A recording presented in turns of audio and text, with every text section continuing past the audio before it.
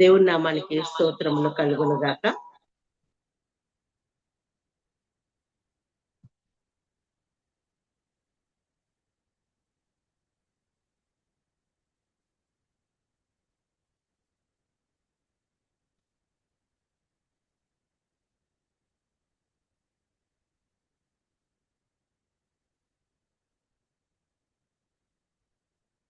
Praise Lord. దేవుని నామానికి మహిమ కలుగును గాక. ఈ సమయంలో మనమందరం కూడా ఇట్టి రీతిగా partnership India Zoom special meeting లో మరి జాయిన్ అయ్యి మరి మనందరం కూడా పురుకొల్పబడాలని ఏర్పాటు చేసిన ఈ మీటింగ్ కి మరి వచ్చిన మీ అందరినీ కూడా యేసుక్రీస్తు నామములో మీ అందరికి ఆహ్వానం పలుకుతూ ఉన్నాను. మొదటిగా దేవునికి నాకు ఇచ్చిన ఈ దినం ఇచ్చిన ఆపర్చునిటీని బట్టి దేవునికి వందనాలు. అలాగే పార్ట్నర్షిప్ ఇండియా డైరెక్టర్ గారు అయిన కృష్ణన్నయ్య గారికి, అలాగే బోర్డ్ మెంబర్స్ కి నా హృదయపూర్వకమైన వందనాలు. మరి ఈ దినాన మనము చాలా ప్రాముఖ్యమైన విషయం మనం ధ్యానం చేసుకుంటున్నాం. అది ఏంటంటే ఛాలెంజెస్ ఆఫ్ ఎ మదర్హుడ్ యొక్క ఛాలెంజెస్ గురించి మాట్లాడుకుంటూ అబియా జీవితం గురించి మనము ఈ దినాన మరి ధ్యానం చేసుకోబోతా ఉన్నాము. మరి మనము కనుక ఒకసారి స్లైడ్స్ మనము చూసినట్లయితే అబియా ఆ జీవితం గురించి వాక్య భాగాలు 2వ రాజుల్లోను అలాగే మరి 2వ దినవృత్తాంతంలోను ఉన్నాయి. మనము వాటిని విశదీకరంగా చూస్తాం. మొదటగా మనం ఎప్పుడు కూడా బైబిల్లోని ఒక వాక్య భాగాన్ని తీసుకుంటున్నప్పుడు ఆ వాక్య భాగం దేవుని యొక్క దేవుడు మనకి ఇచ్చిన ఈ బైబిల్ గ్రంథంలో ఎక్కడ ఉన్నది అని చెప్పి మనం ఒకసారి ఆలోచన చేస్తాం. దాన్ని ఏమంటారంటే ఈ పాత నిబంధన అంతా కూడా ఒక స్టోరీగా మనము గనక మరి ఆలోచన చేసినట్లయితే 7 కదలికలు మనము చూస్తాం. 7 మూవ్స్ ఈ ఓటీలో మనం ఉన్నట్లుగా మనం చూస్తాం. ఎక్కడ నుండంటే ఆది కాండం నుండి మలాఖీ వరకు ఉన్న ఓల్డ్ టెస్టమెంట్ అంతా కూడా ఒక కథగా గనక మనము నేర్చుకున్నట్లయితే మనము ఆ వాక్య భాగం ఎక్కడున్నది అని మనకి చాలా స్పష్టంగా అర్థమవుతుంది. మొదటగా ఆదాము నుండి మరి ఏ రీతిగా మరి అబ్రహాము వరకు ఒక మూవ్ అయితే, అబ్రహాము నుండి కనాను దేశంలో వెళ్ళడం, కనాను దేశం నుండి మళ్ళా ఈజిప్టునకు వెళ్ళడం, ఇస్రాయేల్ ప్రజలంతా కూడా ఈజిప్ట్ నుండి మళ్ళీ కనానుకు రావడం, కనానుకు వచ్చిన తర్వాత ఎలాగా మరి దేవుడు తన ఇస్రాయేల్ ప్రజల్ని ఎలాగా మరి ముందుకి నడిపించారు అన్న విషయం మనం చూస్తాం. ఈ కనాను నుండి క్యాప్టివిటీ వరకు అంటే చెరగొనిపోవడం వరకు ఉన్న భాగములో ఈ దినం మనం ధ్యానం చేసుకుంటున్న వాక్య భాగం ఉన్నది. అంటే కనాను దేశంలోకి వచ్చినప్పుడు కనాను దేశంలో యెహోషువ ద్వారా దేవుడు ఎన్నో యుద్ధాలు జరిపించి మరి అక్కడ మరి జయం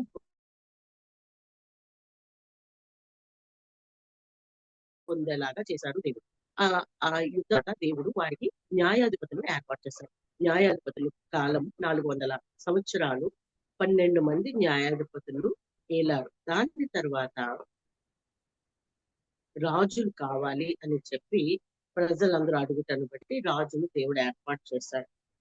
అయితే రాజుల కాలంని 3 కింద విభాగిస్తారు. ఎలాగంటే యునైటెడ్ కింగ్డమ్ మొత్తం సౌలు తర్వాత సౌలు దేవుని చిత్తాన్ని నెరవేర్చకపోవడం బట్టి దావీదును దేవుడు తన హృదయానుసారుడైన దావీదును రాజుగా పెడతారు. దాని తర్వాత అతని కుమారుడైన సులోమోను తర్వాత మరి విగ్రహారాధనకి లోనైపోవడం వలన దేశము 2గా చీలిపోతుంది. ఉత్తర దేశం ఇస్రాయేల్ గాను, దక్షిణ దేశం యూదారాజు గాను చీలిపోతుంది. అలాగా కొంతకాలం 2 రాజ్యాలుగా ఇస్రాయేల్ రాజ్యం, యూదా రాజ్యముగా ఉన్న తర్వాత కొంతకాలానికి ఇస్రాయేల్ రాజులు, ఇస్రాయేల్ ప్రజలు విగ్రహారాధన చేయటను బట్టి అశ్షూరీయులు వచ్చి వారిని చెరగొనిపోతారు. ఇంకా మరెన్నటికీ అది కనపడకుండా పోతుంది. దాని తర్వాత యూదా రాజ్యం దావీదుకి ఇచ్చిన వాగ్దానమును బట్టి చాలా కాలం కొనసాగుతారు. కానీ ఎంత హెచ్చరికలు చేసినప్పటికీ దేవుణ్ణి విగ్రహారాధన వైపు వారు కూడా అన్య దేవతల వైపు వెళ్ళిపోవడం బట్టి వారిని కూడా దేవుడు బబులోను చెరకు అప్పచెప్తారు. అయితే మన వాక్య భాగం ఎక్కడుందంటే 2 రాజ్యాలు ఏలుబడి చేస్తున్న కాలంలో ఉంది. ఇశ్రాయేలు రాజు ఉన్నాడు, యూదాకు రాజు ఉన్నాడు. అయితే యూదా రాజు మరి అబియా గురించి ఇప్పుడు మనం ఆలోచన చేద్దాం. అబియా గురించి మనం ఆలోచన చేసినప్పుడు అబియా మరి యూదా కాలంలో గొప్ప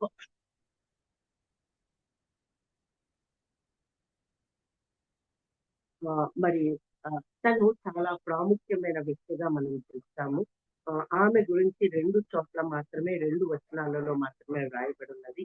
2వ రాజులు 18వ అధ్యాయం 2వ వచనంలోను, 2వ దినవృత్తాంతములు 21:1లోను ఉన్నది. ఎవరైనా ఒకసారి 2వ రాజులు 18:1 మరొకరు 2వ రాజులు 29:1 చదువుతారా? ఎందుకంటే ఇదే మనకి అబియా గురించే మనం మాట్లాడుకుంటున్నాం కాబట్టి తీసి ఒకసారి చదువుదాం.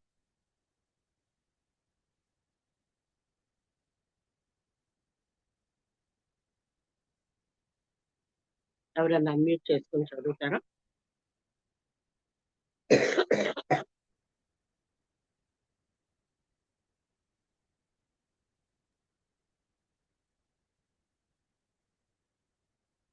పద్దెనిమిది 2. అతడు సరే, ఏలన నేను ఆరంభించినప్పుడు అతడు ఏలన ఆరంభించినప్పుడు 25 ఏండ్ల వాడై యెరూషలేము నందు 29 సంవత్సరములు ఏలెను. అతని తల్లి ఓకే. జెకర్యా కుమార్తె, ఆమెకు అబి అని పేరు. ఆమెకు అబి అని పేరు.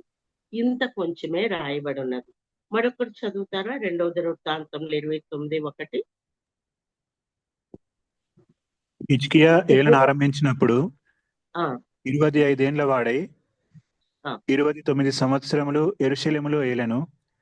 ఉమ్, అతని తల్లి జకరియా కుమార్తె, ఆమె పేరు Abijah. Abijah. Thank you brother, thank you sister. ఒక్క వచనము అబియా గురించి మరి అబి అని రాజుల గ్రంథంలో అబియా అని దినవృత్తాంతంలో రాయబడి ఉన్నది. కానీ ఈమె రోలు చాలా గొప్పది. ఎందుకు ఇంపార్టెంటో మనము చూద్దాం. అబియా అని అంటే యెహోవా నా తండ్రి అని అర్థం. అలాగే మరి తన భర్త పేరు ఆహజు, అతను కూడా యూదా రాజే. అతను జకర్యా కుమార్తె. అలాగే తన కుమారుడు రాజైన హిజ్కియా. ఇక్కడ మనం చూసినట్లయితే జకర్యా కుమార్తె అంటే మనము ఈ కాలంలో మామూలుగా మన లాంగ్వేజ్ లో చెప్పుకోవాలి అని అంటే ఒక పాస్టర్ గారి కుమార్తె అని కూడా చెప్పవచ్చు. అయితే తన భర్త తో తన జీవితం ఎలా ఉంది, తన కుమారుడిని ఎలాగ తను ఇన్ఫ్లుయెన్స్ చేసింది అన్నదే మనం ఈ దినాన్ని ధ్యానం చేసుకోబోతూ ఉన్నాం. నెక్స్ట్ లైన్ లోకి వెళ్ళేటప్పటికి హిస్టారికల్ బ్యాక్గ్రౌండ్. అబియా అసలు ఎలాంటి రాజకీయ పరిస్థితుల్లో ఉంది, రిలీజియస్ బ్యాక్గ్రౌండ్ ఏంటి, పొలిటికల్ బ్యాక్గ్రౌండ్ ఏంటి? పొలిటికల్ బ్యాక్గ్రౌండ్ ఏంటి అంటే అప్పటికి అశూరియులు చాలా మరి బలమైన సైన్యము కలిగి అందరినీ కూడా ఏమంటారు గెలుచుకుంటూ వచ్చేస్తారు. ప్రతి పట్టణము కూడా గెలుచుకుంటున్నారు. ఎక్కడికి వెళ్తే అక్కడ వాళ్ళకి జయం కలుగుతా ఉంది. అశూరియులు మరి ఇంకా ఇస్రాయేల్ మీదకి, యూదా మీదకి కూడా రాబోతా ఉన్నారు. పక్కనే సిరియా కూడా ఉన్నది.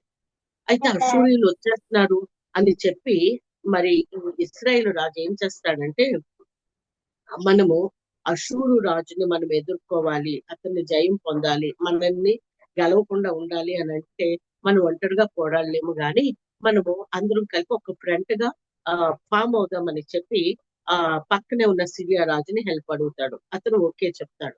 అయితే ఈ మరి యూదా రాజు ఆహాజుని అడిగినప్పుడు అతను ఏమాత్రం కూడా ఒప్పుకోడు. ఒప్పుకోకపోయేటప్పటికి ఎందుకు ఒప్పుకోడు అంటే అశూరియులు చాలా బలవంతులు, చాలా మరి పరాక్రమవంతులు. ఇంతమంది కలిసి ఒక ఫ్రంట్ గా ఏర్పడినా కూడా అతని మీద ఏమీ జయం పొందలేము, వీళ్ళతో కలిసే బదులు వాళ్ళతో కలిస్తేనే బెటరు అని చెప్పి ఇతను సైలెంట్ గా ఆ విషయం ఏమి కూడా చెప్పకుండా ఏమంటాడంటే మేము నీతో కలవము అని చెప్పి ఇస్రాయేల్ రాజుకి చెప్తారు. చెప్పినప్పుడు ఇస్రాయేల్ రాజుకి చాలా కోపం వస్తుంది. ఇశ్రాయేల్ రాజు ఏం చేస్తాడంటే మరి యూదా మీదకి యుద్ధానికి వెళ్తాడు. ఒక్కడు వెళ్ళినప్పుడు గెలవలేకపోతాడు. అందుకని సిరియా రాజును కూడా హెల్ప్ అడిగి యుద్ధానికి వెళ్తాడు. యుద్ధానికి వెళ్ళే టైంకి ఆహాజు రాజు ఏం చేస్తాడంటే వీళ్ళని వీళ్ళు నా మీదకి వస్తున్నారు. అసలు ఇప్పుడు పొలిటికల్ గా స్ట్రాంగ్ గా ఉన్న వాళ్ళు అశూరియులు కాబట్టి నేను అశూరియుల్ని నేను శరణు వేడతాను. అశూరియులు అందరినీ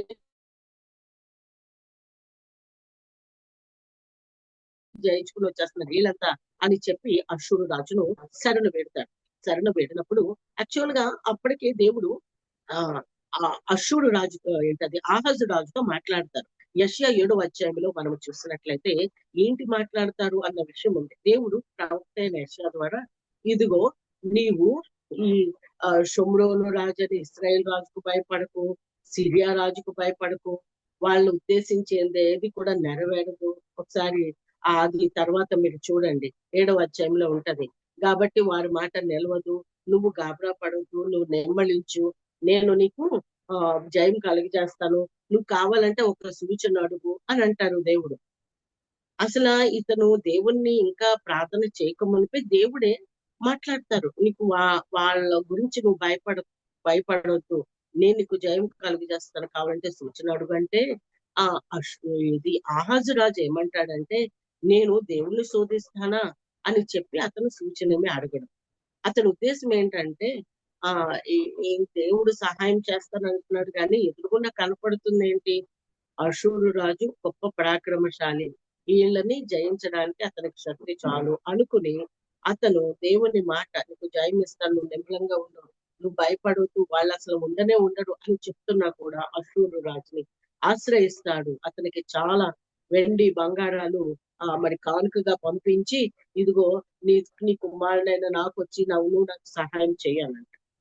అశూరు రాజు వస్తాడు, వాళ్ళని ఓడగొడతాడు. కానీ జరిగింది ఏంటంటే అశూరు రాజుకి సామంత రాజు అయిపోయాడు ఆహాజు రాజు. ఇంకా ఆ సంవత్సరం నుంచి ఎవ్రీ ఇయర్ మరి పన్ను కడతా ఉంటున్నాడు. అలాగా రాజకీయంగా అస్థిరముగా ఉంది రాజకీయ పరిస్థితులు. ఇంకా ఆహాజు రాజుకి యూదా రాజు మీద ప్రభుత్వం రాజుగా ఉన్నాడే గాని అంత ఇష్టం ఎవరి ఇష్టం అంటే అశూరు రాజు ఇష్టం. ఎందుకంటే అతనికి సామంత రాజుగా ఉన్నాడు, అతనికి దాసుడు అయిపోయాడు. దేవుడు ఎవరికి దాసుడు అవ్వడానికి ఇష్టపడడు కానీ అతను దేవుని మాటను పెడచెవును పెట్టి వెళ్ళాడు. ఓకే,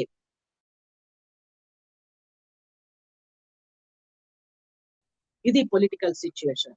రిలీజియస్ గా మరి అశూరు రాజుకి దాసుడు అయిపోయాడు కదా, కాబట్టి అశూరు దేవుడే ఇతని దేవుడు అయిపోవాలి. అశూరు రాజుకి థ్యాంక్స్ చెప్పడానికి వెళ్తాడు. దమస్కులో ఉంటాడు. అప్పుడు అశూరు రాజు దమస్కులో ఒక బలిపీఠాన్ని చూస్తాడు. చూసి అబ్బా చాలా బాగుంది బలిపీఠం, మరి వీళ్ళకి జయమిచ్చింది ఈ దేవుళ్ళే కదా అనుకుని ఆ మచ్చు వెంటనే బ్లూ ప్రింట్ పంపిస్తాడు యాజకుడికి. ఈ ఆహాజు రాజు అశూరు రాజును కలిసి దమస్కు నుండి రిటర్న్ అయ్యేటప్పటికల్లా ఆ యాజకుడు ఏం చేస్తాడంటే ఆ బలిపీఠం మచ్చుని యాజ్ ఇట్ ఈజ్ గా ఒక బలిపీఠాన్ని కడతాడు. ఆహాజు రాజు ఏం చేస్తాడో తెలుసా, అప్పటికే విగ్రహారాధన చేస్తా ఉన్నాడు ప్రజలందరూ, ఇతను కూడా విగ్రహారాధన చేస్తా ఉన్నాడు. మరి దేవుణ్ణి అనుసరించడం మానేసి ఇప్పుడు ఆ దమస్కులో చూసిన ఆ బలిపీఠాన్ని తీసుకొచ్చి యెహోవా మందిరంలో పెట్టి అతను ఏమని ఆజ్ఞాపిస్తాడంటే ఆహాజు రాజు ఇదిగో ఉదయము సాయంత్రం మనం నైవేద్యాలు అర్పిస్తాం కదా, బలు నర్పిస్తాం కదా, ప్రజలందరూ వచ్చి బలు నర్పిస్తారు కదా, ఎవరు వచ్చి ఏ బలి అర్పించినా ఈ బలిపీఠం మీదే అర్పించాలి అని చెప్పి విగ్రహారాధనను ప్రోత్సహిస్తాడు. అలాంటి రాజకీయ పరిస్థితులలో, అలాంటి మతపరమైన పరిస్థితులలో ఈ యొక్క అబియా ఉన్నది. చాలా చాలా చింత, చాలా విచారకరం. రాజకీయ పరిస్థితి సుస్థిరంగా లేదు, అలాగే మరి మతపరంగా కూడా దేవుని యందు భయభక్తులు లేకుండా ఉన్న సిచ్యువేషన్ లో ఈ అబియా ఉన్నది. నెక్స్ట్ స్లైడ్ లోకి వెళ్దాం. ఆహాజు రాజు అసలు చర్యలు ఎలాగున్నాయో చూద్దాం. ఆహాజు రాజు ఆల్రెడీ మనం మాట్లాడుకుంటూనే ఉన్నాం కదా. నెక్స్ట్ స్లైడ్ లో మనం చూసినట్లయితే ఆహాజు రాజు చర్యలు ఎక్కడున్నాయి బైబుల్ గ్రంథంలో అని అంటే రెండవ రాజులు 16వ అధ్యాయంలో మనం చూసినట్లయితే 1-4 నోట్ చేసుకోండి కావలసిన వాళ్ళు. రెండవ దినవృత్తాంతంలో 28వ అధ్యాయంలో 1-4 ఆహాజు రాజు యొక్క చర్యలు ఉన్నాయి. ఏం చేస్తున్నాడు ఆహాజు రాజు అని చేస్తే ఈ 2 వాక్య భాగాలలో ఉన్న సారాంశం ఇంకా 25, 26, 24, 25 కూడా మనం చూస్తాము. అసలు మెయిన్ గా ఉన్నది ఏంటంటే ఆహాజు రాజు దేవుని దృష్టిగా నీతిగా అస్సలు జీవించలేదు. ఎప్పుడు కూడా ప్రవర్తన, ఒక రాజు యొక్క ప్రవర్తన ఎవరితో కంపేర్ చేస్తారంటే దావీదుతో కంపేర్ చేస్తారు. ఎందుకంటే దావీదు దేవునికి హృదయానుసారుడుగా ఉన్నాడు. దేవుని చిత్త ప్రకారంగా దేవుని హృదయం ఎరిగి దేవుని అనుసరించే వ్యక్తి దావీదు. అందుకే దేవుడు దావీదుతో వాగ్దానం చేస్తాడు, నీ రాజ్యం స్థిరముగా ఉంటది, నీ సింహాసనం స్థిరముగా ఉంటది. కాబట్టి యూదా రాజులలో వారి యొక్క ప్రవర్తన, వారి చర్యలన్నీ కూడా ఎవరితో కంపేర్ చేస్తారంటే దావీదుతో కంపేర్ చేస్తారు. కాబట్టి అక్కడ రాయబడి ఉన్నది ఏంటంటే యెహోవా దృష్టికి దావీదు జీవించినట్లుగా నీతిగా గాని యథార్థముగా గాని ప్రవర్తించలేదు. అంతేకాదు దేవతా విగ్రహాల్ని మరి నిలిపాడు, బలులు అర్పించాడు, బలిపీఠాలు కట్టించాడు, ధూపాలు వేశాడు. అంతేకాదు అతన్ని చేస్తూ ఇశ్రాయేలు ప్రజలందరూ కూడా ఈ విగ్రహారాధన చేయడానికి ప్రేరేపించాడు, ప్రోత్సహించాడు. తన కుమారుని సహితం అగ్నిగుండములో దాటించాడు.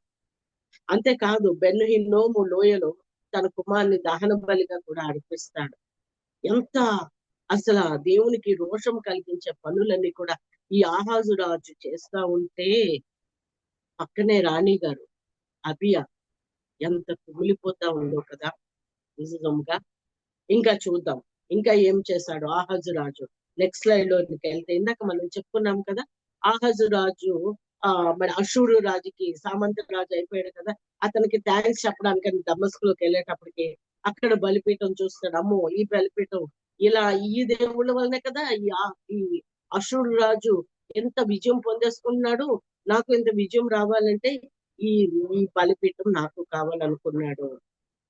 యెరూషలేము దేవాలయములోనే అన్య దేవత బలిపీఠాన్ని పెట్టించాడు. ఘోరమైన కార్యం జరిగించాడు. ఆ బలిపీఠం మీద ఉదయము సాయంకాలము బలులు అర్పిస్తూ, నైవేద్యాలు అర్పిస్తూ మరి ఇశ్రాయేలు ప్రజలు ఎవ్వరు వచ్చినా కూడా, యెరూషలేము దేవాలయంలోనికి ఎవ్వరు వచ్చినా కూడా వారు అర్పించాల్సిన బలి ఈ దమస్కు అన్య దేవత బలిపీఠం మీద అర్పించాలని ఆజ్ఞ జారీ చేశాడు. అలాగే చేస్తూ ఉన్న టైంలో ఇంకా కొంతకాలానికి ఏం చేశాడంటే, ఇంకా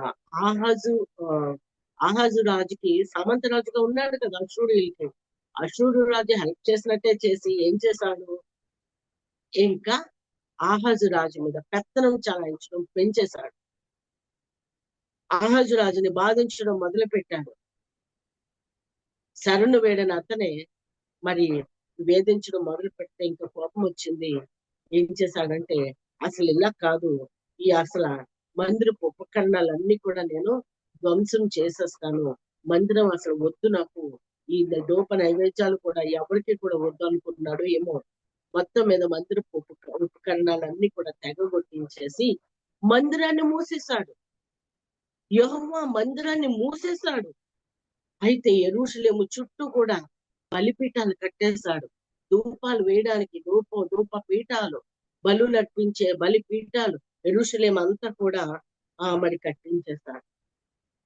అతను చెడిందే కాకుండా తన ప్రజలైన యూదా ప్రజలందరూ కూడా మరి దేవుని తట్టు అస్సలు కాకుండా విగ్రహాల వైపునకే వెళ్ళి విగ్రహాలకి పూజించడం, ధూపం వేయడం, మొత్తం ఆ యెరూషలేము అంతా కూడా అలాగా యూదా ప్రజలంతా కూడా విగ్రహారాధకులు అయిపోయేటట్లుగా కారణమయ్యాడు ఈ ఆహాజు రాజు. ఈ సమయంలో మనం ఆలోచించాల్సింది ఏంటంటే, ఒక పాస్టర్ గారి కూతురు ఈ యొక్క అబియా భర్త చేస్తున్న ఈ అరాచకత్వం, లేకపోతే ఈ యొక్క విగ్రహారాధన దేవునికి కోపం పుట్టించే, రోషం కలిగి చేసే, దేవుని దగ్గర నుండి ఉగ్రత పొందే పనులు చేస్తూ ఉంటే బహుశా ఆమె ఏం చేస్తూ ఉండొచ్చు నెక్స్ట్ లైన్ లో చూద్దామండి. ఆ విగ్రహారాధికుడైన భర్తను క్షమించమని అడుగుతూ ఉందా? ఆ యూదా ప్రజల్ని విగ్రహారాధన చేస్తున్నందుకు నెక్స్ట్ స్లైడ్ ఆ యూదా ప్రజలందరూ చేస్తున్న విగ్రహారాధన బట్టి క్షమించమని అడుగుతుందా? ఎస్, తను ఒక గొప్ప నిర్ణయం తీసుకుంది. ఏంటి ఆ నిర్ణయం అంటే, నేను నా భర్త చేస్తున్న పనులు నాకే ఇంత బాధేస్తుంటే దేవుడికి ఇంకెంత బాధ కలుగు చేస్తుంది. దేవుని దగ్గర నుంచి ఉగ్రత రావాలంటే నేను ప్రార్థన చేయాలి అని మొదలు పెట్టింది ప్రార్థన. ఇదిగో ప్రభా, నా భర్త చేస్తున్న పనులన్నిటిని బట్టి క్షమించు. ఇదిగో నా ప్రజలైన యూదా ప్రజలందరూ చేస్తున్న విగ్రహారాధన బట్టి క్షమించు. ఇదిగో నా భర్త వల్లే వాళ్ళందరూ కూడా విగ్రహారాధకులు అయిపోయారు. కానీ నేను నెక్స్ట్ చేయాల్సిన కర్తవ్యం ఏంటి? ఒక పక్క కన్నీరు మున్నీరుగా కాలుస్తుంది, ప్రార్థన చేస్తుంది, క్షమించమని వేడుకుంటుంది. తనకి గుర్తొచ్చింది, తనకి మైండ్ లో మెదిలింది. తన కన్నులు ఎదుగుకుండా తన కడుపులో నుండి పుట్టిన బిడ్డ నెక్స్ట్ రాజు అవ్వబోతా ఉన్నాడు. ఈ తండ్రి చేసిన ఈ విగ్రహారాధన, ఈ ఏమైన క్రియలు ఏమీ కూడా ఇతనికి అంటకూడదు. ఇతన్ని ఒక దైవికమైన వ్యక్తిగా నేను పెంచాలి. దేవుడు అంటే భయం కలిగి ప్రజలందరినీ కూడా దేవుని తట్టు తిప్పగలిగే వ్యక్తిగా నేను పెంచాలి అనుకున్నది. అవును, మౌనంగానే ఉంది. ఆమె గురించి ఏమీ వ్రాయబడలేదు. భర్త చేసే చర్యలను ఖండించినట్లుగా లేదు. కానీ తన మౌనంగా ఉంది, కానీ చాలా పవర్ఫుల్ గా తను హృదయముని ఒక నిబ్బరము కలిగి ఉన్నది. ఒక మంచి డెసిషన్ తీసుకుంటా ఉన్నది. ఏంటి అని అంటే, ఎలాగైనా నా కుమారుని ఆ సైలెంట్ గా ప్రార్థన చేస్తూ ఉంది, ముఖాల మీద ప్రార్థన చేస్తూ ఉంది, ప్రజల పాపాలు ఒప్పుకుంటూ ప్రార్థన చేస్తూ ఉంది. నెక్స్ట్ స్లైడ్ లోకి వెళ్దాం. ఇంకా ఇంత ఇలాంటి పరిస్థితులు నేను చేయాల్సింది నా చేతిలోనే ఉంది. దేవుడు నాకు అప్పచెప్పాడు ఈ బాధ్యత. నా కుమారుని నేను తప్పనిసరిగా మంచి దైవికమైన రాజుగా నేను చేస్తాను. తన తెలివంతా ఉపయోగించింది, తన ధ్యేయం అంతా, తన మైండ్ అంతా ఒక్కటే పెట్టుకుంది, ఒకటే ధ్యేయం, పట్టుదల పట్టింది. ఏంటా పట్టుదల అంటే, తన యొక్క మాతృత్వం ఒక డామినెంట్ ఫీచర్ గా ఉండాలి. తన తల్లితనం అనేది ఒక ఇంపార్టెంట్ రోల్ గా అయిపోవాలి అనుకున్నది. ఎట్టి పరిస్థితుల్లోనూ కూడా ఈ విగ్రహారాధన నా కొడుకు కంటకూడదు అని నిర్ణయం తీసుకుంది. వెంటనే తన కుమారుణ్ణి మరి కన్ఫ్యూజ్ చేయడం మొదలు పెట్టింది. నెక్స్ట్ స్లైడ్ లో మనం చూసినట్లయితే మరి నెక్స్ట్ స్లైడ్ లోకి వెళ్దామండి. మళ్ళీ ముందుకు వద్దాం. ఈ కుమారునికి ఏం చేసిందంటే, మొత్తం మోషే ధర్మశాస్త్రం అంతా కూడా ఎరుగునట్లుగా మోషే ధర్మశాస్త్రం నేర్పించింది. తర్వాత తన ఏంటది నిబంధన వాగ్దానాలు ఎలాగ దేవుడు వాగ్దానం చేశాడు, దావీదుకి ఎలాగ దేవుడు వాగ్దానం చేశాడు. అతను మరి యథార్థంగా ప్రవర్తించినప్పుడు, దేవుడు అంటే భయము భక్తి కలిగి ప్రవర్తించినప్పుడు ఎలాగ దేవుడు దావీదును ఆశీర్వదించాడు, ఎలాగ దావీదు చేసే యుద్ధాలలో మరి దేవుడు జయమిచ్చాడు, వెళ్ళే చోట కల్లా జయమిచ్చాడు. దావీదు ఎప్పుడు కూడా ఎలాగా దేవునికి ప్రార్థన చేసేవాడు అంటే, ప్రవ్వా ఇదిగో పలానా వాళ్ళు యుద్ధానికి వస్తున్నారు, నేను వాళ్ళ మీదకి యుద్ధానికి వెళ్ళాలా వద్దా, ఎప్పుడు వెళ్ళాలి, ఏ టైంలో వెళ్ళాలి, ఏ దిశగా వెళ్ళాలి అన్ని కూడా దేవుడిని అడిగేవాడు. ఇదిగో నువ్వు పలానా చోట నుండి పలానా వైపు నుండి వెళ్ళు, ఎందుకంటే వాళ్ళు ఆ దిక్కులో వస్తున్నారు అని చెప్పి దేవుడు మాట్లాడుతూ ఉండేవాడు, గైడ్ చేస్తూ ఉండేవాడు. కాబట్టి ప్రతి చిన్న విషయంలో కూడా దావీదు దేవుణ్ణి అనుసరించేవాడు. అందుకే ప్రతి యుద్ధములోనూ కూడా జయం వచ్చేది దావీదుకి. కాబట్టి మోషే ధర్మశాస్త్రం గురించి చెప్పింది, నిబంధన వాగ్దానాల గురించి చెప్పింది ఆమె. తర్వాత మందిరపు సేవలు తనకి చిన్నప్పటి నుండి చూస్తూనే ఉంది కదా, మందిరంలో ఎలాగా అగ్ని ఆరిపోకూడదు, నిత్యము మండుతూ ఉండాలి, నిత్యము ఉదయకాలమున సాయంత్రకాలమున బలు నడిపించాలి, ధూపం వేయాలి. ఇదంతా కూడా తన చిన్ననాటి నుండి చూసింది. అలాంటిది ఇప్పుడు ఏంటి పరిస్థితి, మందిరం మూత పడిపోయింది. మందిర సేవలు దాని ఇంపార్టెన్స్ గురించి మరి తెలియజెప్పింది తన కుమారుడికి. తన పితరుల చరిత్ర, ముఖ్యంగా దావీదు చరిత్ర, ఎలాగ మిగతా రాజులు కూడా దావీదు వల్లనే దేవుని అనుసరించినప్పుడు వారికి ఎలాగ దేవుడు కార్యం చేశాడు, యుద్ధాల్లో జయం ఇచ్చాడు, ఒక సక్సెస్ఫుల్ రాజులుగా ఎలాగయ్యారు దేవుణ్ణి అనుసరించినప్పుడు. అని దావీదు మొదలుకొని మిగతా పితరుల రాజుల వృత్తాంతాలన్నీ కూడా మరి తెలియజెప్తూ ఉండేది. మరి మనకు ఏదన్నా పిల్లలు ఏదైనా సబ్జెక్ట్ లో వీక్ గా ఉంటే ఏం చేస్తామంటే ట్యూషన్స్ పెట్టేస్తాం. అలాగే మరి ఒక్కొక్కటి చెప్పడానికి ఒక్కొక్కరిని ఏర్పాటు చేసిందేమో ఆ తల్లి. ఎలాగైనా కంకణం కట్టుకుంది, ఒక దైవికమైన వ్యక్తిగా రూపొందాలి నా కుమారుడని. ప్రవక్తలు హెచ్చరికలు ఏమున్నాయో అవన్నీ కూడా తెలియచెప్పింది అప్పటి ప్రవక్త యెషయా. ఆ యెషయా ఏమి తెలియచేస్తా ఉన్నాడు. ఇదిగో ఆ మరి ఆ దేవుడేమో నువ్వు ఏమాత్రం భయపడకు, వాళ్ళని నిలవదు, నీకు నేను ఇస్తాను, జయం ఇస్తాను అని చెప్పిన మాట కాకుండా ఎలాగా అశూరియుల్ని శరణు వేడాడు, ఇవన్నీ కూడా చెప్పుకుంటాది ప్రవక్తల హెచ్చరికలు. ఇవన్నిటిని కూడా మరి ఇవన్నిటిని కూడా తన కుమారుడికి అభ్యసింపచేసింది ఈ తల్లి అబియా. అప్పుడు హిజ్కియా రాజు అయ్యాడు. ఆహాజు టైం అయిపోయింది, హిజ్కియా రాజు అయ్యాడు. రాజు అవ్వంగానే చేపట్టిన విషయాలు ఒకసారి మనము చాలా మరి చాలా సంతోషం అనిపిస్తుంది తన రాజు అవ్వంగానే చేపట్టిన విషయాలు చూడండి. 2వ రాజులు 18వ అధ్యాయం కనుక మనము చూసినట్లయితే 3-4 వచనాలు చదువుతారా? వీరు గోనెపట్ట కట్టుకొని అతని యొద్దకు వచ్చి 2వ రాజులు 18వ అధ్యాయము 3-4 వచనాలు. సరే నేను చదువుతున్నాను. అతడు తన పితరుడైన దావీదు చేసినట్లు అతడు అంటే హిజ్కియా యెహోవా దృష్టికి పూర్ణముగా నీతిని అనుసరించెను. ఉన్నత స్థలములను కొట్టివేసి విగ్రహములను పగులగొట్టి దేవతా స్తంభములను పడగొట్టి మోషే చేసిన ఇత్తడి సర్పమును చిన్నాభిన్నములుగా చేసెను. ఇంకా 5వ వచనం, అతడు ఇశ్రాయేలీయుల దేవుడైన యెహోవా యందు విశ్వాసం ఉంచిన వాడు.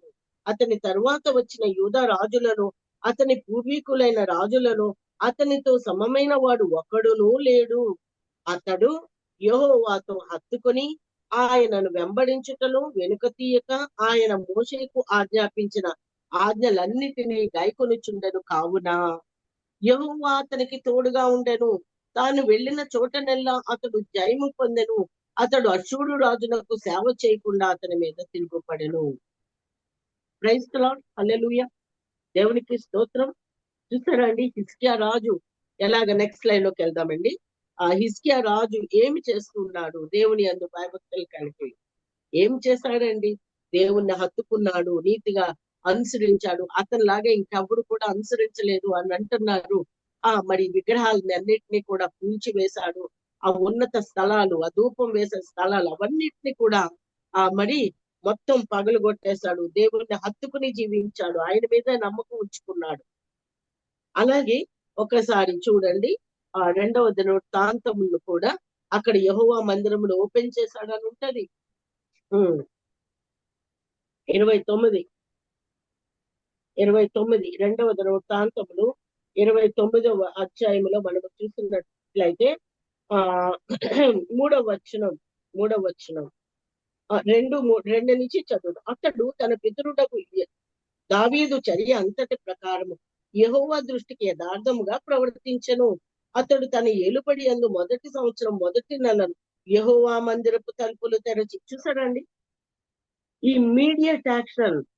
ఒక పక్కనేమో విగ్రహాలు, దాని తాలూకా ఉన్నత స్థలాలు, దాని తాలూకా మరి ఆ ధూపం వేసే స్థలాలన్నీ ఒక పక్కన పగలగొడుతూ ఉన్నాడు. మరి అదే అట్ ద సేమ్ టైం మందిరమును ఓపెన్ చేస్తాడు. Praise the lord.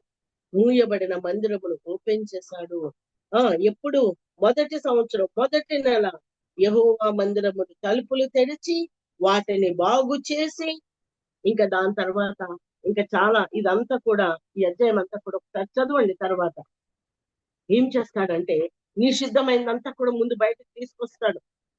నిషిద్ధమైంది ఏంటుందండి? అక్కడ దమస్కు నుండి ఒక మచ్చు, ఒక బ్లూ ప్రింట్ తీసి తయారు చేయించి పెట్టాడు కదా. ఆ నిషిద్ధమైనవన్నీ కూడా బయటికి తొలగించాడు, శుభ్రపరిచాడు, ప్రతిష్ఠ చేశాడు, లేవీల్ని పిలిచాడు, యాజకుల్ని పిలిచాడు.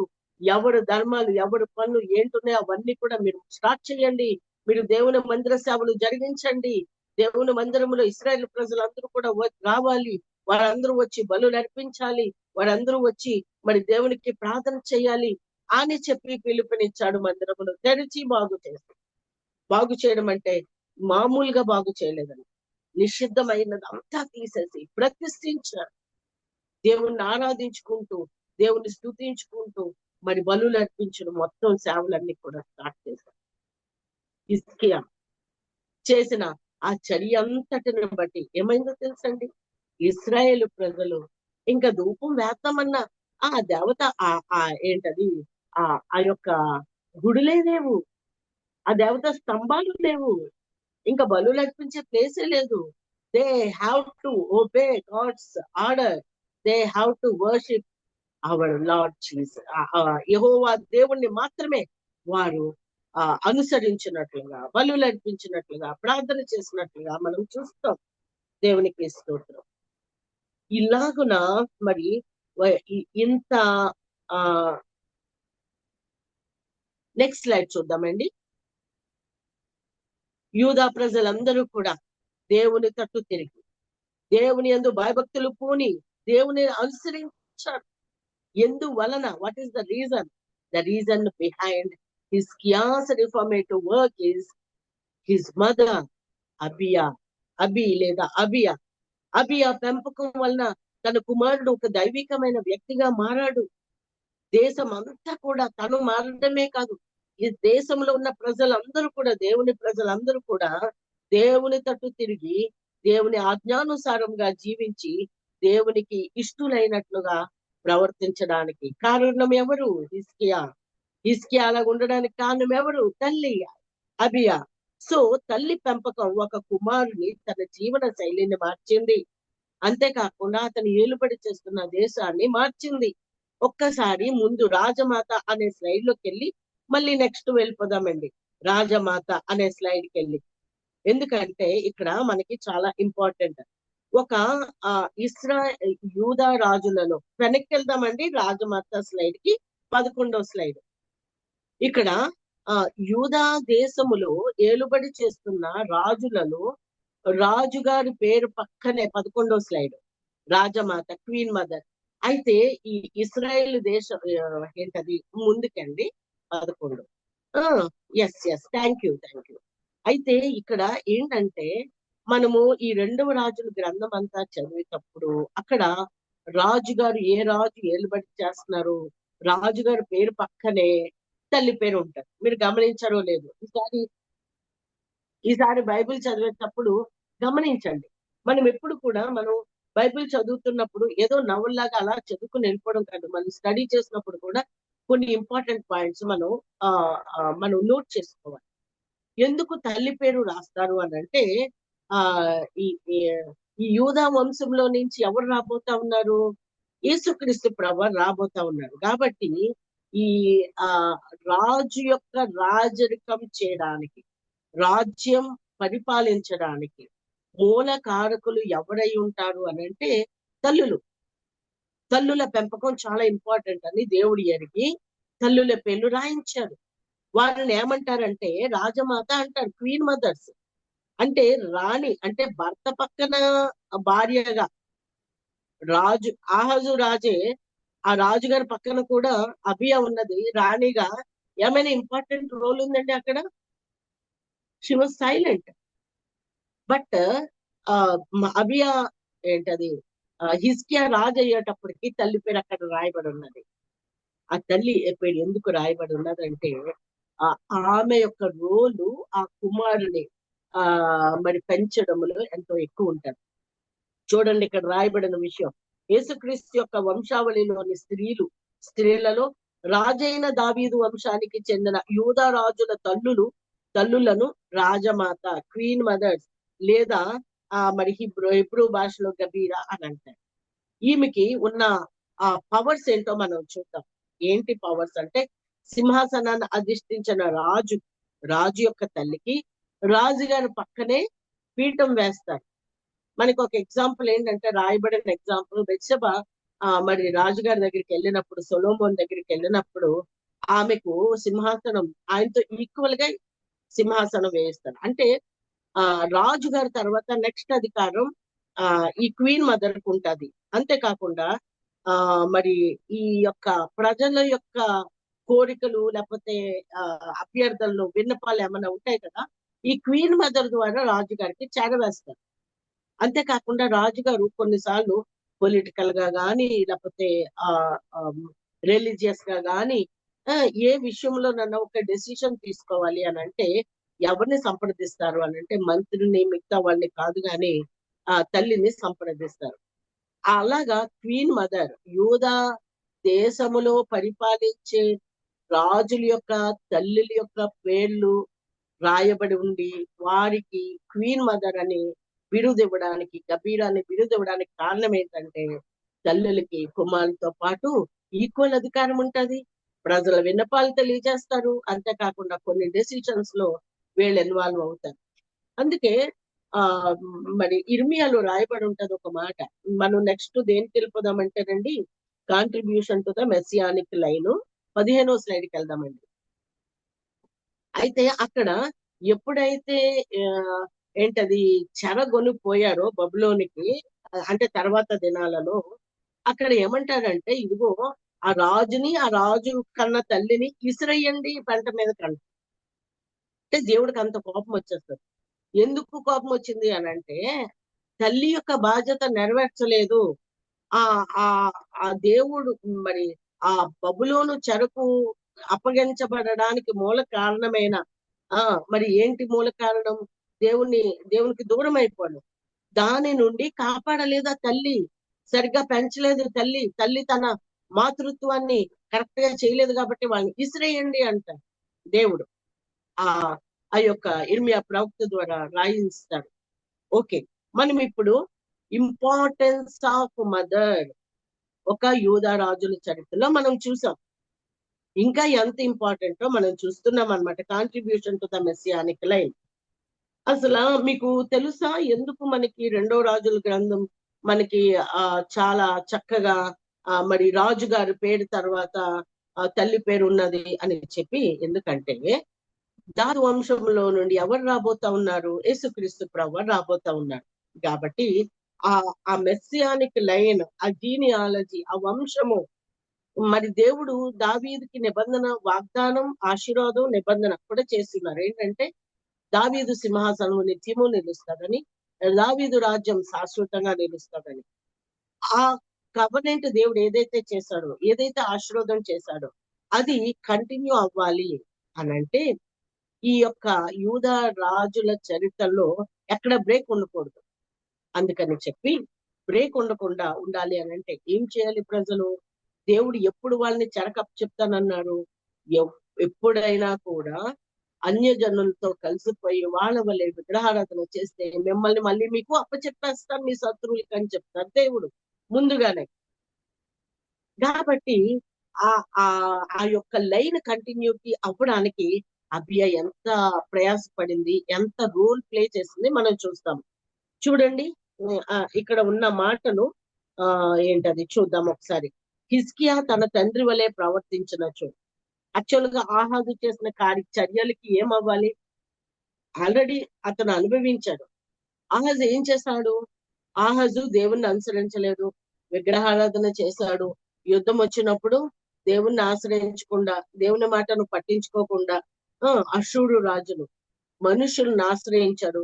కాబట్టి అతని పని అధోగతి అయిపోయింది.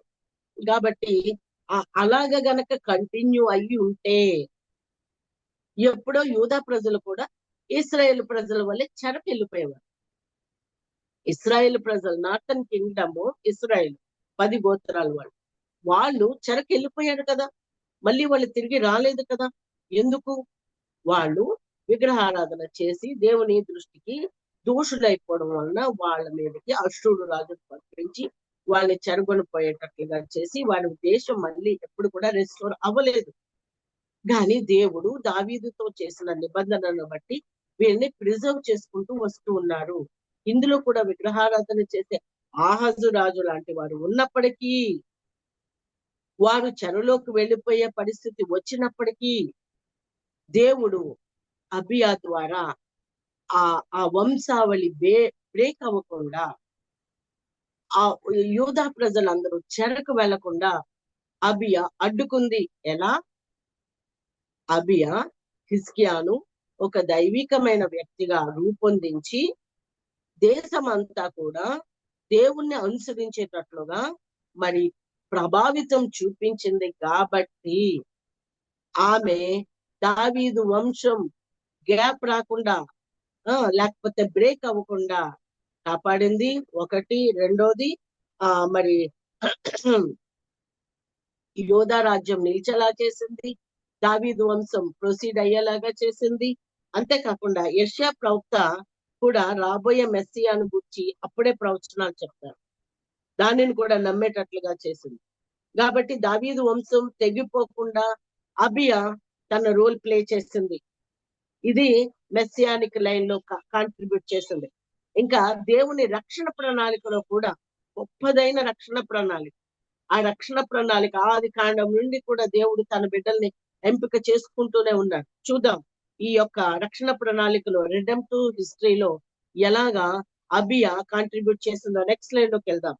రక్షణ ప్రణాళిక ఏంటండి?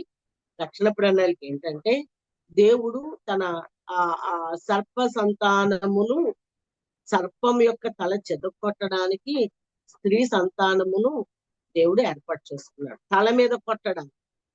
అది దావీదు వంశంలో నుండి వచ్చేవాడు. దావీదు వంశంలో నుండి వచ్చే యేసుక్రీస్తు ప్రభువారు మరి ఒక మెస్సియాగా జన్మించాలి. సాతాను తలని చెదకొట్టాలి. యేసుక్రీస్తు ప్రభువారి లోకంలోనికి రావాలి. వచ్చి సర్వ మానవాళి రక్షణార్థమై ఆయన ఆ సిలువకెక్కాలి. ఆ సిలువలో మన పాపంలను, మానవాళి పాపం నిమిత్తం ఆయన మానవులకు బదులుగా ఆయన చనిపోయి, రక్తం కాచి చనిపోయి పాతి పెట్టబడి తిరిగి లెగాలి. అది గొప్ప మరి ఎవరైతే యేసయ్యను అంగీకరిస్తారో వారందరూ కూడా మళ్ళీ దేవునితో కనెక్ట్ అయిపోతారు. దేవుని రాజ్యంలోనికి చేర్చబడతారు. ఇది దేవుని యొక్క రక్షణ ప్రణాళిక. ఈ దేవుని యొక్క రక్షణ ప్రణాళికలో ఎలాగా మరి అబియా రోల్ ప్లే చేసింది ఇప్పుడు మనం చూస్తున్నాం. యాక్చువల్ గా ఆహాజు గురించి మనం చూస్తే ఏంటండి? ఆహాజు దేవుని యందు విశ్వాసం ఉంచలేదు. దేవుని వాగ్దానమును తృణీకరించారు. బాబు నువ్వు వెళ్ళొద్దు, నువ్వెవరి దగ్గరికి వెళ్ళక్కర్లేదు, నువ్వు కావాలంటే సూచన అడుగు, నీకు జయమిస్తాను అని చెప్పాడు దేవుడు. యెషయా 7వ అధ్యాయంలో ఉంటది. తృణీకరించాడు, నమ్మలేదు. అయ్యో నేను దేవుని సూచన అడుగుతానా, నేను దేవుని శోధిస్తానా అని నోటి మాటతో అన్నాడు. కానీ తన హృదయములో దేవుని మీద నమ్మకం లేదు. అశ్షూరు రాజు దగ్గరికి వెళ్దాము, ఏంటది శరణు వేడదామని ముందే డిసైడ్ అయిపోయాడు. కాబట్టి ఆహాజు రాజు దేవునందు విశ్వాసం ఉంచలేదు, దేవుని మాటను పట్టించుకోలేదు. కష్టం వస్తే ఆయన అనుసరించలేదు. విగ్రహారాధన చేసి ప్రజలందరినీ కూడా విగ్రహారాధన వైపు తిప్పాడు. దేవుని ఉగ్రత పాలైపోయేటట్లుగా దేశాన్ని భ్రష్టు పట్టించేశాడు. చూద్దాం. కానీ హిజ్కియా దేవుని యందు విశ్వాసం ఉంచాడు. చూద్దామా? చూస్తున్నారా? ఫాలో అవ్వండి. లేదు ఆ స్లైడేనండి, ముందు స్లైడేనండి. Thank you. హిజ్కియా మత సంస్కరణ చేశాడు. మందిరపు సేవను స్టార్ట్ చేశాడు. తర్వాత విగ్రహాలన్నిటిని విడగొట్టించాడు. మన రక్షకు ఇప్పుడు పాడైపోయిన మందిరమును పునరుద్ధరించడంలో హిజ్కియా చేసిన ఆ రిఫార్మేషన్ వర్క్ ని క్రీస్తుకు ఒక టైప్ గా మనం ఆలోచన చేయవచ్చు.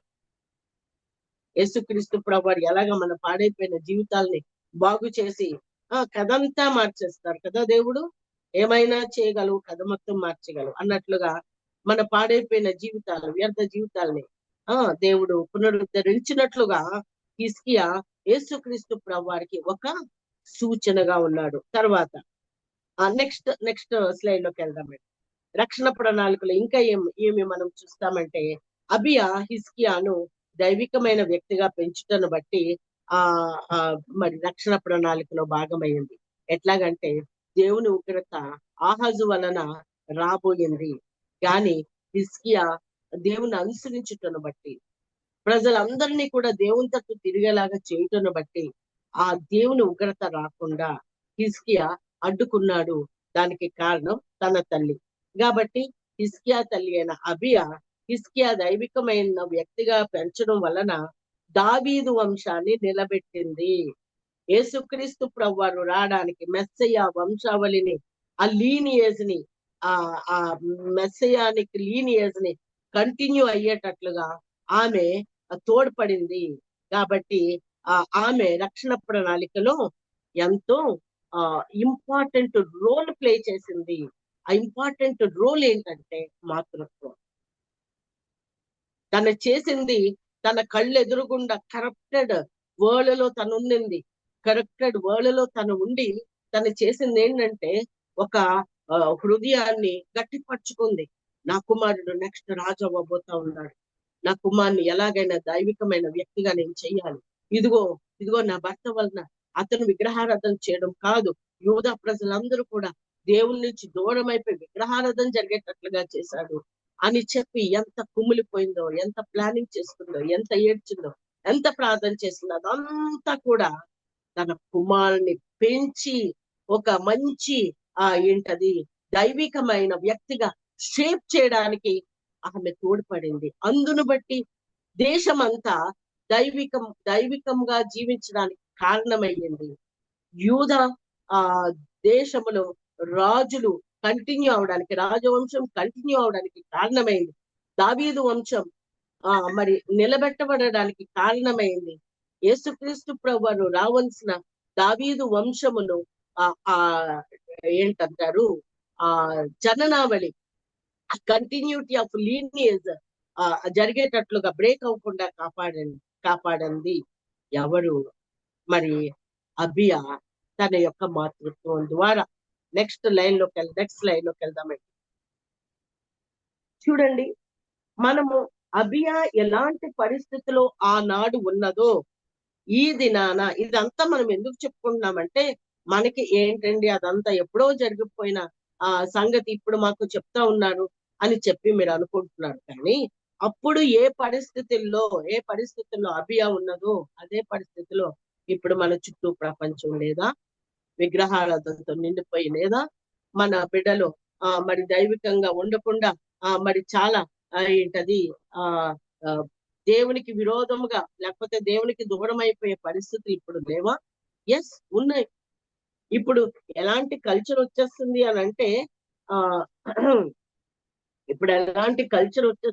అంటే పోస్ట్ మోడర్న్ కల్చర్ వచ్చేసింది. అలాగే ఎస్, పోస్ట్ మోడర్న్ కల్చర్ అంతా మోడర్నిజం, చాలా స్పీడ్ యుగం. తర్వాత పోస్ట్ క్రిస్టియానిటీ యుగం వచ్చింది. అంటే కల్చర్ ఎలాగో తెలుసా, క్రైస్తవులమే, క్రీస్తు వలన దేవుడి వలన ఎన్నో కార్యాలు జరుగుతాయి. నాకు ఎగ్జామ్ పాస్ అవ్వాలంటే ప్రార్థన కావాలి, కానీ అలాగని మొత్తం అంతా అందులోనే నేను కూడుకుపోయి జీవిస్తే ఎలా? నాకు ఈ మోడర్న్ సొసైటీతో నేను కంపీట్ అవ్వాలి కదా. అవ్వాలి అని అంటే నేను మోడర్న్ గా ఉండాలి కదా. Post modern culture, post Christianity culture, post truth culture. ఇదిగో నువ్వు చెప్పేదంతా చాలా బాగుంది, అది నీకు కరెక్ట్, నీ నీతి నీకే కరెక్ట్, నాకో నీతి ఉంది, అది నేను ఫాలో అవుతాను అంటున్నారు. జనరేషన్ గ్యాప్ చూడండి. ఇక్కడ మనము ఈ స్లైడ్ లో మనం చూసినట్లయితే జెండర్ ఇష్యూస్ ఉన్నాయి. అంటే ఎలాగంటే ఇప్పుడు చాలా ఎక్కువైపోతుంది కదా ఎల్జిబిటి, ఏంటండి లెస్బియనిజము, తర్వాత చాలా ఘోరముగా మనం చూస్తూ ఉన్నాం. ఎంతో మరి జెండర్ బెండర్స్ గా లేకపోతే జెండర్ ఇష్యూస్ ఎన్నో ఉన్నాయి. మనము కూడా తల్లిదండ్రులుగా అరే నాకు పాప పుట్టిందే, బాబు పుట్టాడు అనుకుని పిల్లల్ని మగ పిల్లలు డ్రెస్ చేయడం, లేకపోతే అట్లాగే మరి జెండర్ అనేది దేవుని యొక్క ప్రణాళిక అని, దేవుని ఉద్దేశం అని ఎరిగేటట్లుగా మనం చెయ్యాలి. జెండర్ ఇష్యూస్ ఉన్నాయి. ఇంటర్నెట్, మొబైల్ కల్చర్ చూడండి, ఎన్నో మనం ఏంటది యూట్యూబ్ లో చూస్తున్నాం. ప్రస్తుత సమయాలలో మొబైల్ ఇవ్వలేదని టీచర్ ని పొడి చేసిందంట. మొబైల్ ఇవ్వలేదని చిన్నపిల్లలు ఏం చేస్తున్నారండి? మొబైల్ ఇవ్వకపోతే, ఇదివరకు టీవీకి అడిక్ట్ అయిపోయేవారు కాదు, ఇప్పుడు మొబైల్కే, టీవీ కన్నా మొబైలే ఇంపార్టెంట్ గా ఎంచుతున్నారు. కింద పడి దొల్లుతున్నారండి మా పిల్లలు. ఏం చేయాలో అర్థం కావట్లేదు. మొబైల్ ఇస్తేనే అన్నం తింటున్నాడు, మొబైల్ ఇస్తేనే మరి స్కూల్కి వెళ్తాను అంటున్నాడు, రెడీ అవ్వడానికి కూడా మొబైలే కావాలి. ఏది పని మనం చెప్పింది చేయాలన్నా మొబైల్ కల్చర్. దొల్లి ఏడుస్తున్నారట చిన్నపిల్లలైతే. పెద్దోళ్ళైతే రివెంజ్ తీసుకోవడానికి చూస్తా ఉన్నారు. డ్రగ్స్, పబ్స్, చిన్న స్కూల్స్ లో కూడా మరి ఏంటి జరుగుతూ ఉంది? మరి ఈ హై స్కూల్లో దగ్గర బయట ఉన్న కిల్లి బడ్డీల్లో, లేకపోతే కాలేజెస్ బయట ఉన్న కిల్లి బడ్డీలో, చిన్న షాపుల్లో మరి వాళ్ళకి ఏదో చిన్న సైన్ పెడుతున్నారు, డ్రగ్స్ కి ఎడిక్ట్ అయిపోతా ఉన్నారు. చాలా సర్వసాధారణం అయిపోయింది. పబ్స్, ఇది వరకు ఏదైనా పార్టీ చేసుకోవాలంటే ఇంట్లోకి పిల్లలందరినీ పిలుచుకునేవారు మమ్మీ డాడీలేమో, ఏదో అన్ని పాపం కేకులు, బిర్యానీలు చేసి పెట్టేసేవారు. ఇప్పుడు కాదు, అలా కాదు. అలా కాదు, ఇప్పుడు మేము బయటకు వెళ్తాం. ఎక్కడికి? హోటల్కి వెళ్ళేవాడు, కాఫీ షాపులు అంటున్నారు, కాఫీ క్లబ్లు అంటున్నారు, నెక్స్ట్ పబ్లు అయిపోయినాయి. చిన్నప్పుడేమో కొంత ఏజ్ వచ్చినంత వరకు కాఫీ షాపుల్లో పార్టీలు చేసుకుంటున్నారు, తర్వాత పబ్స్ లో పార్టీలు చేసుకుంటున్నారు. చాలా దారుణంగా ఉంది మన పరిస్థితి కాదా? అభియా ఎలాంటి పరిస్థితిలో ఉందో ఇప్పుడు అలాంటి పరిస్థితిలో మనము లేమా?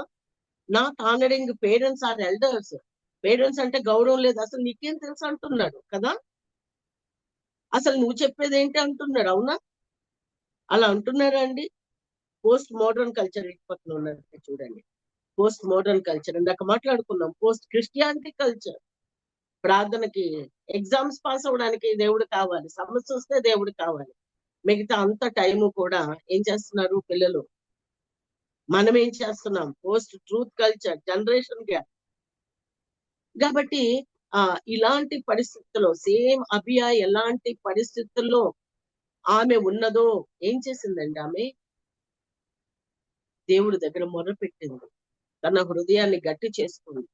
నా పిల్లోడిని ఎలాగైనా దైవికంగా పెంచాలి అని ఒక మంచి నిర్ణయం తీసుకున్నది. అలాగే పిల్లోడిని పెంచింది, హిజ్కియాని పెంచింది, హిజ్కియాను ఒక దైవికమైన వ్యక్తిగా రూపొందించింది. ఆమె రూపొందించిన హిజ్కియా వలన యూదా దేశం అంతా కూడా మరి దైవికంగా జీవించడానికి దేవుని తట్టు టర్న్ అయిపోయేలాగా చేసింది అభియా. కాబట్టి ఇటువంటి ఛాలెంజెస్ ఉన్న మనము అభియా అప్పుడు మొత్తం దేశాన్ని మార్చేసిందండి. దేవుని ప్రణాళికే అధోగతిలోకి వెళ్ళిపోతున్న యూదా ప్రజల్ని దేవుని తట్టు తిప్పగలిగింది తన కుమారుడి యొక్క పెంపకం వలన. సో మనం ఇప్పుడు మనం అలాంటి పరిస్థితిలో ఉన్నాం కాబట్టి మనం చేయలేమా? అభియా దేవుణ్ణి ఎరిగిన బిడ్డే, చుట్టూ ఉన్న పరిస్థితులకి లొంగిపోలేదు. నేనేం చేయగలను? నా భర్త ఇలా చేస్తుంటే నేనేం చేయగలను చెప్పండి? నాకేమైనా వాయిస్ ఉందా? నేనేమైనా చేయగలనా? నేనేమన్నా చెప్తే నా భర్త వింటాడా అని అనుకోలేదు. తన చేతిలో ఏం ఆయుధం ఉంది? మాతృత్వం అనే ఆయుధం ఉంది. తన కుమారుడు ఉన్నాడు తన కళ్ళు ఎదురుగుండా. తన కడుపు 9 నెలలు మోసి కనింది. ఖచ్చితంగా పిల్లలు దేవుడిచ్చిన వరాలు, దేవుడిచ్చిన ఆయుధాలు, దేవుడి కొరకు ఉపయోగపడేటట్లుగా మనం తయారు చేసి దేవుడికి అప్పచెప్పాల్సిన తల్లి బాధ్యత మనకు ఉన్నది. అదెంతో విలువైనది. మనం అనుకుంటాం చాలా చాలా మంది ప్రాబ్లం ఏంటంటే, ఏంటండి 2 చేతుల సంపాదించకపోతే ఇల్లు ఎలా గడుస్తుందండి? ఉదయం వెళ్ళిపోతారు, సాయంత్రం వస్తారు, పనోళ్ళు లేకపోతే ఏదో వండి పడేస్తారు. పిల్లలు ఆలనా పాలన ఉండదు, సరిగ్గా టైం మేనేజ్మెంట్ ఉండదు, క్వాలిటీ టైం వాళ్ళతో మెయింటైన్ చేయడం ఉండదు. కాబట్టి వాళ్ళు చాలా ఇష్టానుసారంగా జీవించడానికి ఇదిగో ఈ యొక్క జెండర్ ఇష్యూస్ లోకి, మొబైల్ కల్చర్ లోకి, డ్రగ్ అడిక్షన్ అయిపోవడానికి కారణం ఎవరంటే, తల్లిగా మన బాధ్యతలు సరిగా నిర్వహించకపోతే జరిగేది ఇదే. దేవుడు నిన్ను నన్ను ఒక తల్లిగా ఏర్పాటు చేసుకున్నాడు. ఎందుకంటే హిజ్కియాను ఒక మంచి రిఫార్మర్ గా తయారు చేసినట్లుగా రక్షణ ప్రణాళికలో ఒక గొప్ప మరి రోల్ ప్లే చేసిన అభియా వలె నీవు నేను ఉండాలని దేవుడు కోరుతా ఉన్నాడు. చూడండి నెక్స్ట్ స్లైడ్ మనం చూస్తే చూడండి, godly motherhood has a generational impact. చూసారా? Next slide. దైవికమైన తల్లి జనరేషన్స్ ని ఇంపాక్ట్ చేస్తుంది. దేవునికి స్తోత్రం. నిజమే కదా, తన జనరేషన్స్ నెక్స్ట్ లైన్ జనరేషన్స్ ని ఇంపాక్ట్ చేసింది కదా అబియా. తన కుమారుని ద్వారా చక్కగా మరి ఇశ్రాయేల్ ప్రజలందరినీ ఇంపాక్ట్ చేసింది కదా, దైవికంగా జీవించేలాగా మరి తన ప్రభావితం చూపించింది కదా. నీవు నేను అలాగా అబియాలాగా గాడ్లీ మదర్ గా మనముండి మన పిల్లల ద్వారా మన పిల్లల్ని మనం దైవికంగా పెంచడం మాత్రమే కాదు, మన పిల్లల ద్వారా వాళ్ళు ఎక్కడికి వెళ్తే అక్కడ, ఏ ఊరికి వెళ్తే ఆ ఊరు రాజ్యం ఏలేయాల. దైవికంగా పెరిగిన బిడ్డలు ఖచ్చితంగా ఇన్ఫ్లుయెన్స్ చేస్తారు సొసైటీ మీద. తను ఉద్యోగం చేసే ప్లేస్ లో, వర్క్ చేసే ప్లేస్ లో, నివసించే ప్లేస్ లో. ఎస్, మనము కూడా అలాగా గాడ్లీ మదర్ గా ఉండి మన పిల్లలు మరి దేవుని రక్షణ ప్రణాళికలో పాలిభాగస్తులు అయ్యేలాగా ఇంపాక్ట్ చేసేవారంగా మనం ప్రభావం చూపించాలి. Faith amidst adversity matters. నిజమే, అబియా తన జీవించిన కాలం, భార్యగా జీవించిన కాలం, రాజకీయ పరిస్థితి బాగాలేదు, యుద్ధ భయాలు, విగ్రహారాధన, తన విశ్వాసాన్ని కోల్పోలేదు. ఎస్, నువ్వు చుట్టూ చూస్తున్న పరిస్థితులకి నువ్వు కృంగిపోవడానికి వీలేదు. విశ్వసించి వాడు కలవరపడడు. బయట ఎంత భయంకరమైన పరిస్థితి ఉన్నా లోపల విశ్వాసం అంత గట్టిగా ఉంటుంది. చూడండి, కొండ మీద పెద్ద పెద్ద గాలులు వేస్తా ఉంటాయి కదా.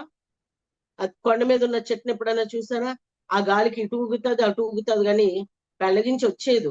ఎందుకో తెలుసా? గాలేసిన ప్రతిసారి ఆ యొక్క ఏంటంటారు, ఆ చెట్టు యొక్క వేడి ఇంకా లోపలికి వెళ్ళిపోతుంది. మనము చూసే ప్రతి నెగటివ్ ఇంపాక్ట్, నెగటివ్ పరిస్థితులు, సమస్యలుగా ఉన్న పరిస్థితులు మనలో విశ్వాసాన్ని పెంచాలి. అబియా విశ్వాసాన్ని పెంచింది, నా విశ్వాసాన్ని కూడా పెంచాలి.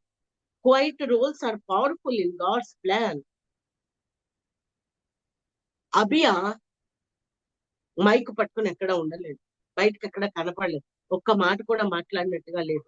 కానీ తను మౌనంగానే దేవుడు తన చేతిలో పెట్టిన అవకాశం, ఏంటి అవకాశం? మదర్హుడ్, తల్లి మాతృత్వం. ఆ హిజ్కియాని పెంచడంలో మాతృత్వం, తనకి దేవుడిచ్చిన ఆయుధం, లేకపోతే దేవుడిచ్చిన వరము, దేవుడిచ్చిన ఆపర్చునిటీ, దాన్ని వాడుకుంది. సైలెంట్ గానే వాడుకున్నది. దేవుని గొప్ప ప్లాన్ లో ఆమె పవర్ఫుల్ వెపన్ గా అయిపోయింది హిజ్కియాను తయారు చేయడం ద్వారా. Legacy of hope. ఎస్, మనం ఎప్పుడు కూడా పరిస్థితులకి కృంగిపోనక్కర్లేదు. ఖచ్చితంగా మనం దేవుని మీద ఆధారపడి దేవుని ఆజ్ఞ ప్రకారంగా జీవిస్తూ, దేవుడు మనకిచ్చిన తలాంతులను వాడుకుంటూ, దేవుడు మనకిచ్చిన బాధ్యతలు నెరవేర్చుకుంటా ఉంటే ఖచ్చితంగా దేర్ విల్ బి హోప్. నీ పిల్లలు ఇది నాన్న మాట వింటం లేదా? నీ పిల్లలు ఇది నాన్న లోకంతో కలిసిపోయారా? Don't lose heart. అరే, నేను ఒక్కడిదాన్నేనండి రక్షించబడిన వ్యక్తిని, నా భర్త మరి దేవుని దగ్గరికి రారు, చర్చికి రారు, లేకపోతే మరి విగ్రహారాధన చేస్తారు. Think of అబియా. అబియా ఎలాగా విగ్రహారాధికుడైన భర్త కాదు, విగ్రహారాధన ప్రజలందరి చేత చేయించిన వ్యక్తి.